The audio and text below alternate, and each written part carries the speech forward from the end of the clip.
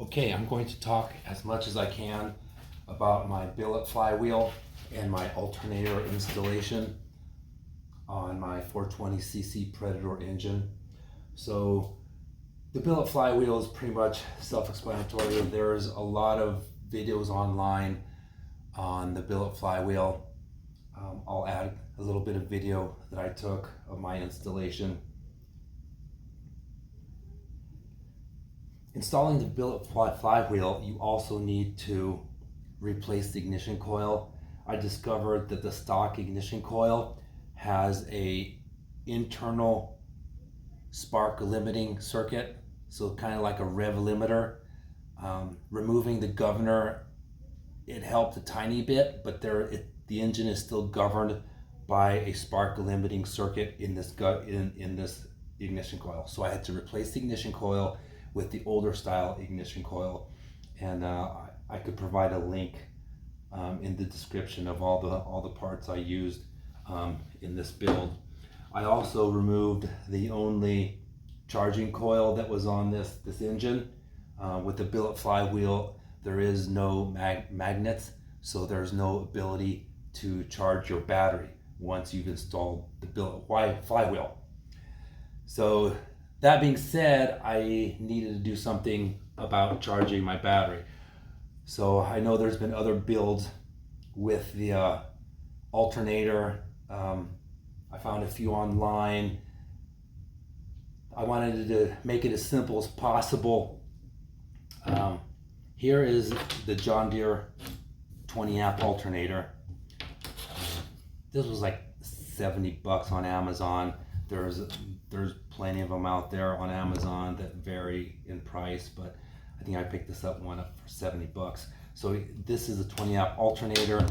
I also picked up this voltage regulator rectifier as well. This is compatible with the John Deere alternator.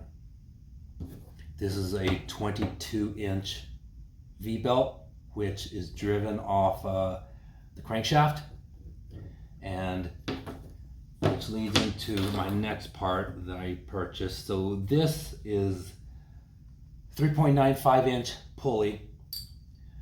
So it is a little bit bigger than the pulley of the alternator. So that means I will be getting greater than a 1.1 or 1-to-1 ratio. So I'll be spinning the alternator a little bit faster than the crankshaft is spinning. So that might be good charging at a low idle. So this alternator requires a higher RPM to have better charging. So I picked this up off of Amazon as well. Dad? What? Are you talking to yourself? Yeah, no, I'm making a video. Oh. What's up?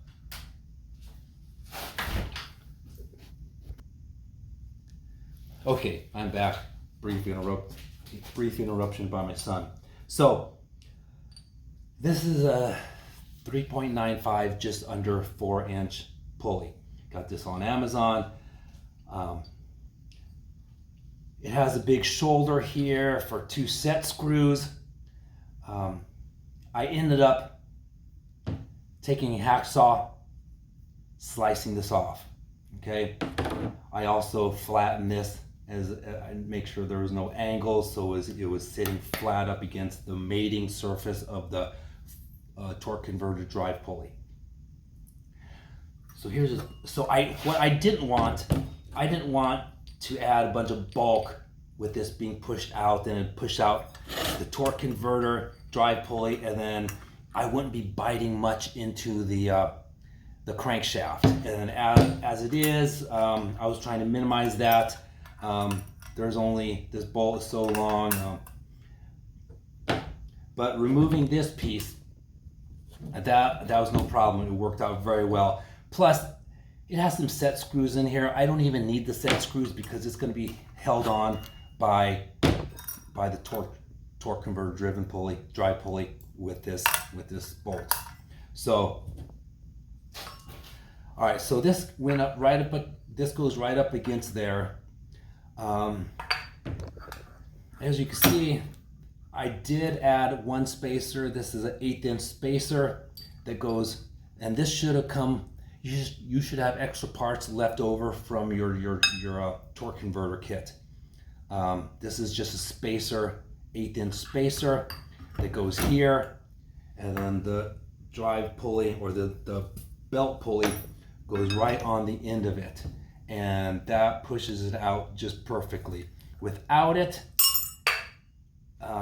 the V-belt comes very, very close to hitting the edge of the outside of this, or the inside of the torque converter drive pulley. But adding the spacer worked out perfectly. It just bumps it out just perfectly. And like I said, everything is held on with that bolt. So here is the key. The crankshaft has got a 1/4 inch key. I just had some of this laying around from my previous builds. So what I did was I put a bevel on the key, because the crankshaft closest to where it enters the engine, it bevels out to like almost nothing. And I'll show you a picture of it.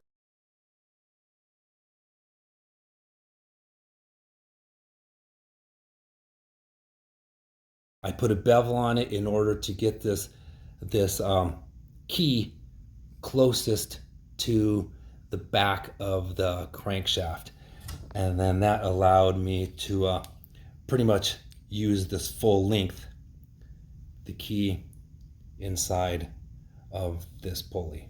All right, and I mean there's not much torque on this pulley, so there's plenty of a key for that to grab, that it's never going to be an issue of not being a sufficient enough key. So that's about it.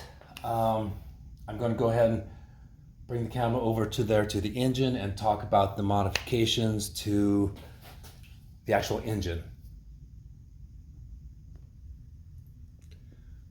Okay, so here is the gas tank mount, the stock gas tank mount for the 420cc engine. What I did, I mean, this alternator just happened to just align perfectly with these installation points, and I was just thrilled about it. So what I had to do originally, this mounting point had a bevel, okay? So I filed it vertical surface, so it's up and down, and also the back of it had a bevel on it also. Bring the light around here. So you can see I filed that flat as well. So I had a flat surface on both sides. I wanted the alternator to sit perfectly vertical.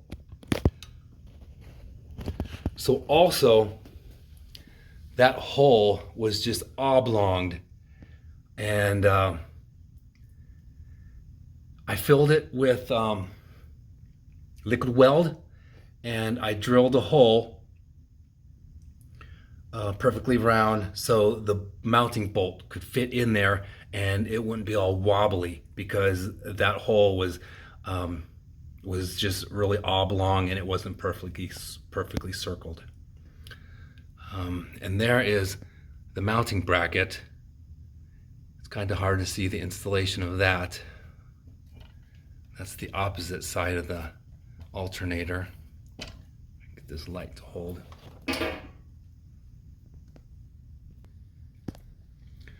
Okay, so there's my pulse fuel pump that I've installed also.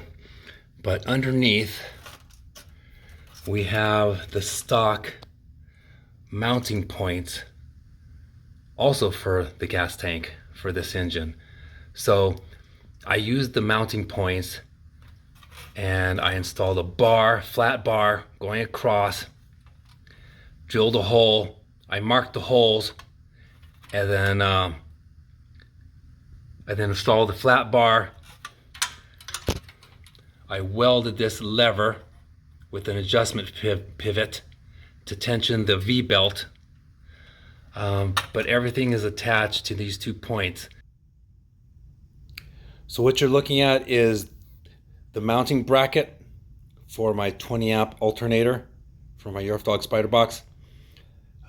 I just fabricated it with 2 pieces of metal. This is like a 1/4 inch, 3/16, welded it in place.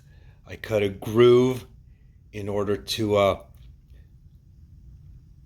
make for easy installation of the V-belt, to give it tension and loosen it up, and I could pull the V-belt right off. It just slides through that slot. Welding went good. Went a little heavy on this side. I didn't have my wire feed adjusted correctly. The opposite side looks much better. So all in all, it fits well, and I found a really great spot for it. And I'll go ahead and I'm going to make another detailed video, which is going to include this. So I'll just add everything. But that's the bracket. Let me go into detail about that other side, so you know what happened over there on this mounting location. This is just a piece of little sheet metal I used temporarily to mount this pulse pump. I need to do something more permanent, but it did its purpose to hold that pulse pump just temporarily. Okay, so here I am on the opposite side of the engine, looking. There's my flywheel side, and right here this tab was sticking down, so I had to file this down to get it a flat surface in order to make a mating surface for that flat bar. So I marked the holes. I'm going to put the bolts down through here. Yeah, they're going to go down through here. That's going to secure this plate that holds my pulse fuel pump, and the bolts are also going to secure that bar. That bar runs all the way across and to that other mounting point. The other mounting point did not require any modifications. It was just flat, perfectly flat.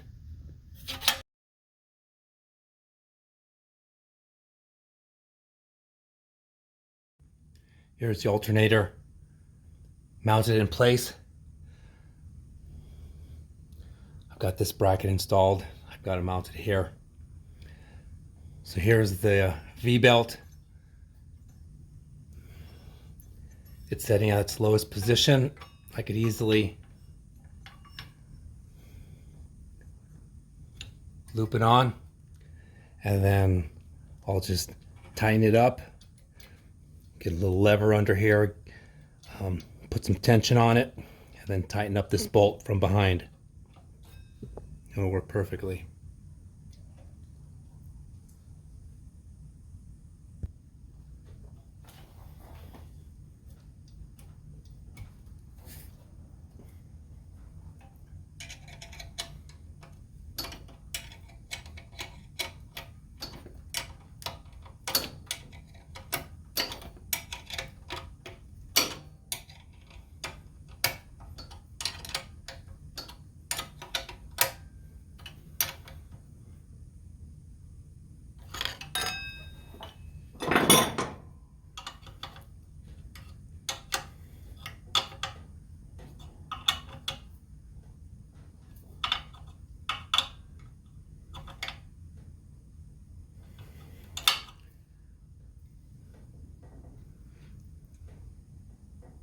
Perfect.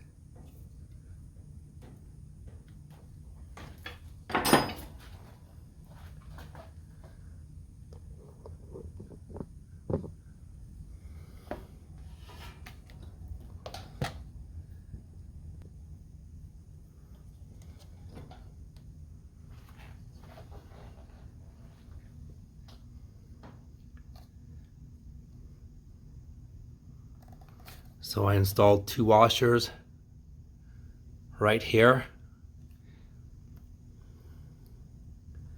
to bump out the alternator just a little bit to keep it in alignment with the drive pulley.